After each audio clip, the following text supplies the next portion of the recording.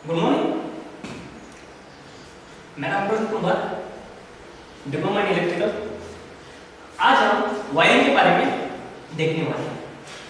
कल की क्लास में हम वायरिंग के जो फंक्शंस हैं वो कौन कौन से वायरिंग हम देखने वाले हैं, ये देखिए।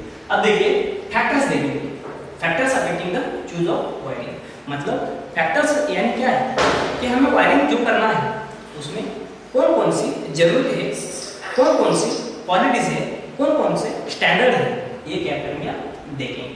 अब देखिए पहला पॉइंट है, फर्स्ट पॉइंट क्या है, एसिबिलिटी। एसिबिलिटी यानी पहुंच क्षमता, उसकी कार्य पद्धति क्या है।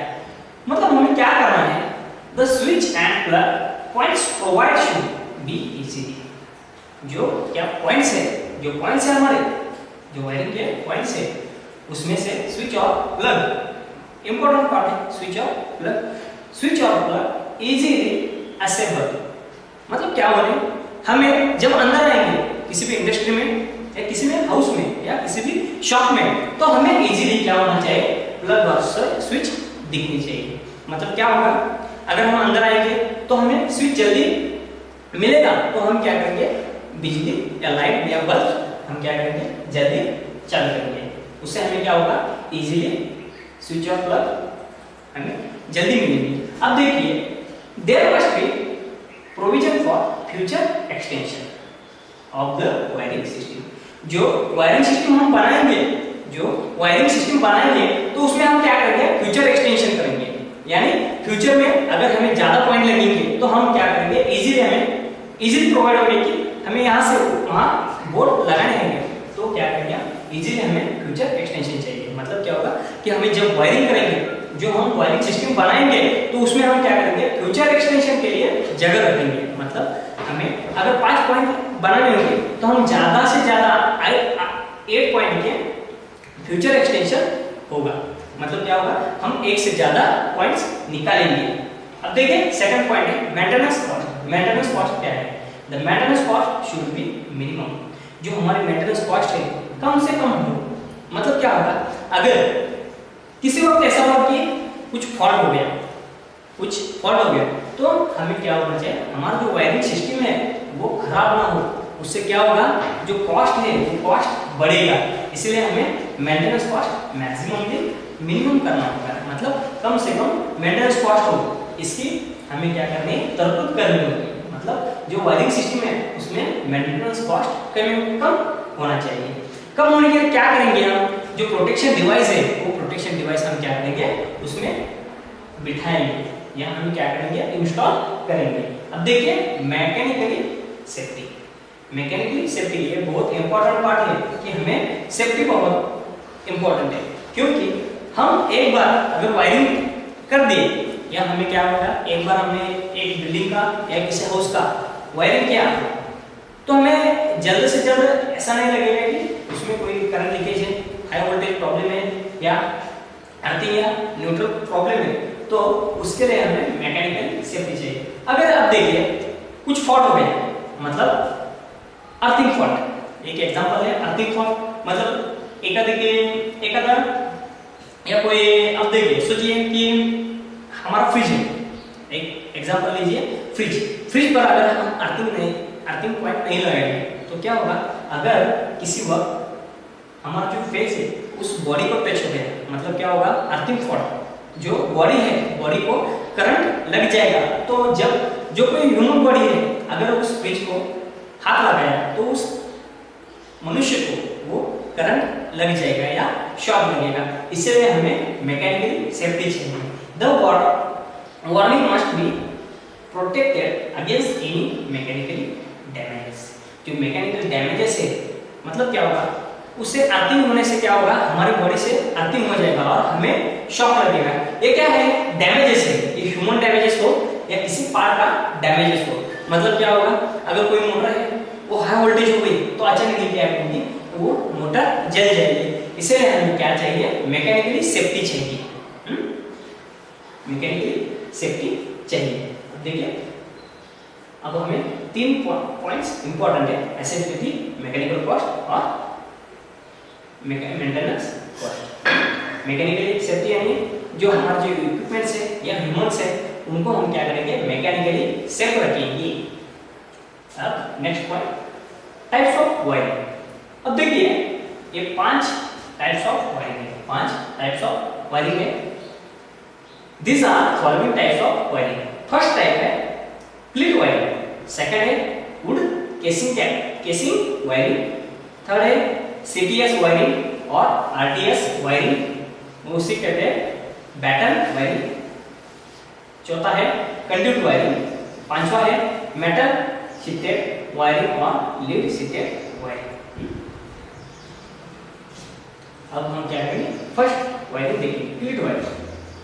अब इसकी डायग्राम देखिए, ये सीधा सा एक सर्किट दिख रहा है, यहाँ पे बल्ब है, यहाँ पे स्विच है, यहाँ पे क्या हो, ये देखिए वायर्स बाहर से निकले हुए हैं, यहाँ पे क्लैंप्स है।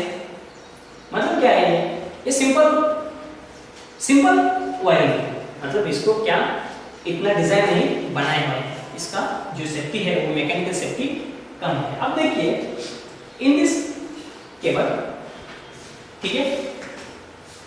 नेक्स्ट पार्ट हम क्या करेंगे, प्लीट वायरिंग आगे देखने वाले हैं, हाँ ठीक है, थैंक यू। प्लीट वायरिंग, अब देखिए प्लीट वायरिंग क्या है। In this type of wiring wood और plastic plates are fixed to the walls. ये प्लीट वायरिंग यानी क्या, प्लीट यानी छोटे छोटे क्लैंप्स है या फिर छोटे छोटे क्लैंप्स होते हैं सी चैनल के या सी टाइप के, वो क्या करते हैं वॉल पर कैसे वुड या प्लास्टिक प्लेट्स से हम क्या करेंगे, फिक्सड करेंगे वॉल पर और ceiling set the regular intervals 0.6 mm between the each plate. मतलब क्या, जो 0.6 mm between each plate, 0.6 mm के थिकनेस पर हम क्या करेंगे, ये प्लेट्स बिठाएंगे। अब देखिए PVC insulated cables are taken through the holes of each plate. जो पीवीसी इंसुलेटेड केबल है वो पीवीसी इंसुलेटेड जो केबल है वो केबल क्या करेंगे, हम प्लेट पर बैठाएंगे। अब देखिए यहाँ पे जो दिख रहा है ये क्या है, प्लेट्स है, इसे कहते हैं प्लेट्स।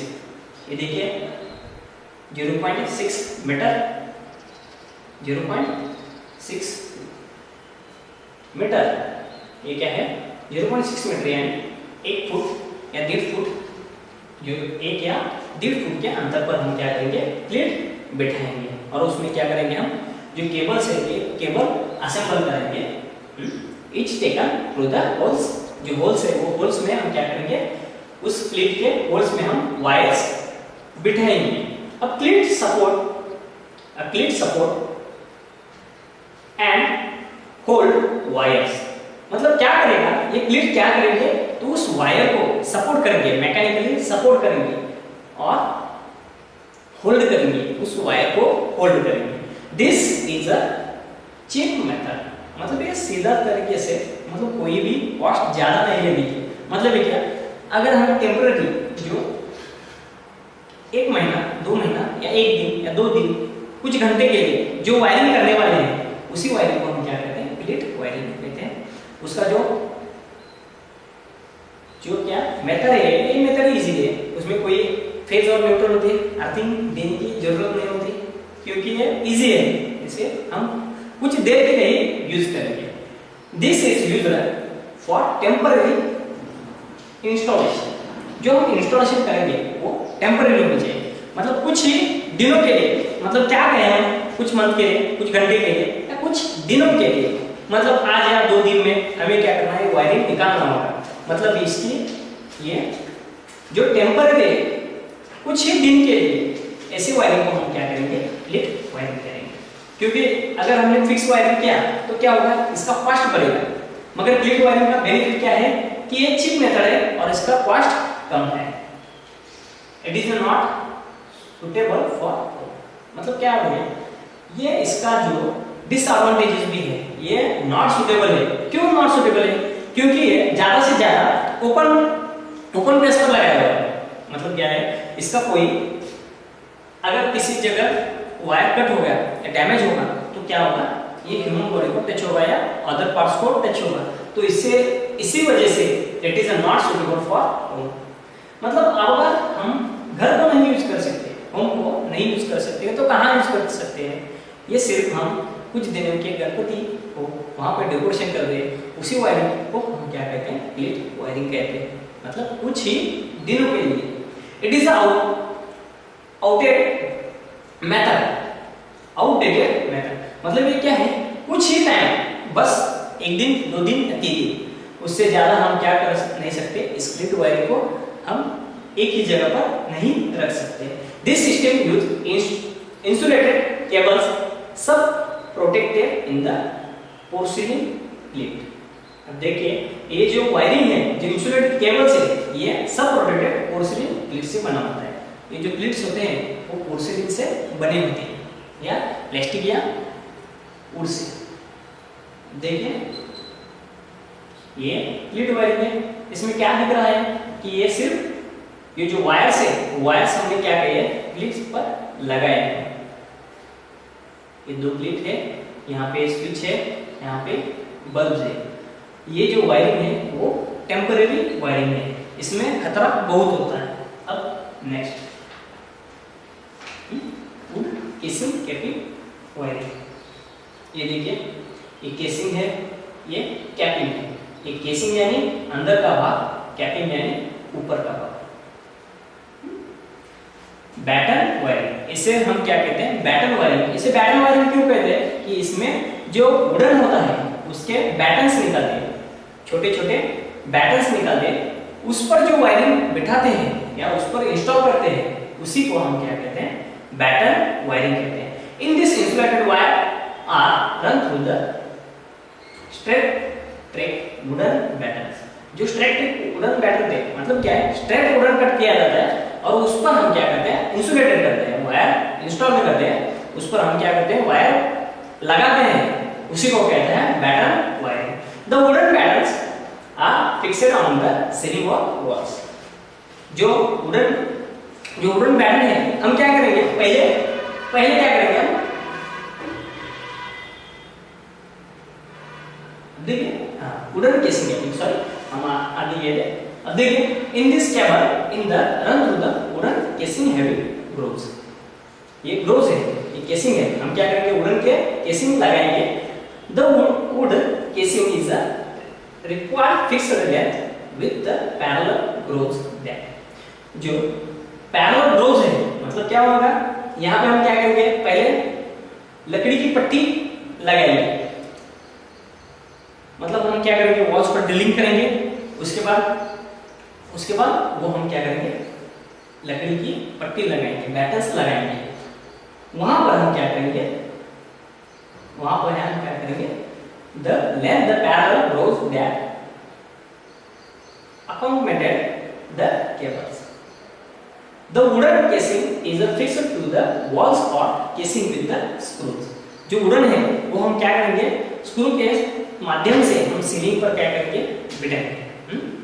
देखिए after the placing the cables inside the grooves of the casing, a wooden cap with the grooves is placed on the cover. और उसके बाद हम क्या करेंगे? जो केसिंग है उसके ऊपर हम कैपिंग बिठाएंगे और उसको क्या करेंगे? फिक्स करेंगे। This is also cheap wiring system. ये क्या है? एक चिप सिस्टम वायरिंग है।